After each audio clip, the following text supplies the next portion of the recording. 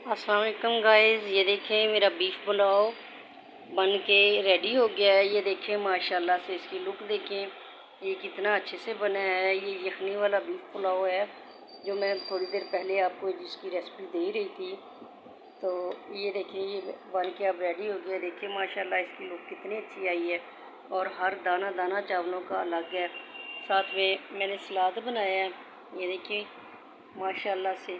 ये साथ में मैंने सलाद बनाया है, तो साथ में दही का रहता है, खाली दही है जो कि चावलों के साथ इस्तेमाल करने के लिए दही है, और ये सलाद है, और ये मेरा है बीफ पुलाव।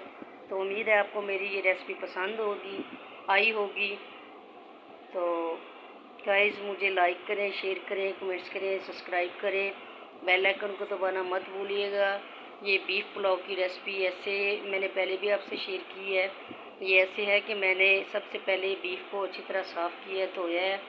उसके बाद उसमें थोड़ा सा मैंने पानी ऐड किया है, उसके अंदर मैंने धनिया पाउडर, हल्दी, नमक और गरम मसाले, साबुत गरम मसाला और अदरक लहसुन का पेस्ट डाल के तो उसको मैंने ढक्कन बंद करके अच्छी तरह पकाया।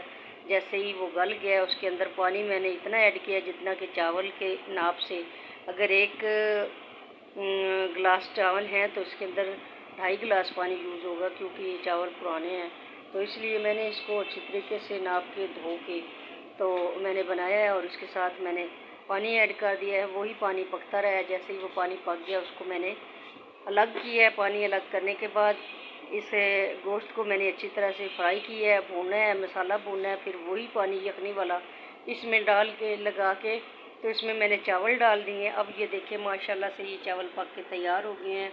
इनकी कितनी खूबसूरत लुक आई है। ये है यखनी वाला बीफ पुलाव और साथ में है सलाद और दही। उम्मीद है कि आप सबको पसंद आएगी मेरी रेसिपी। तो जैसे ही आपको पसंद आए मुझे लाइक करें, शेयर करें, कमेंट करें, सब्सक्राइब करें, बेल आइकन को दबाना मत भूलिएगा। बहुत शुक्रिया। अल्लाह हाफ़िज़।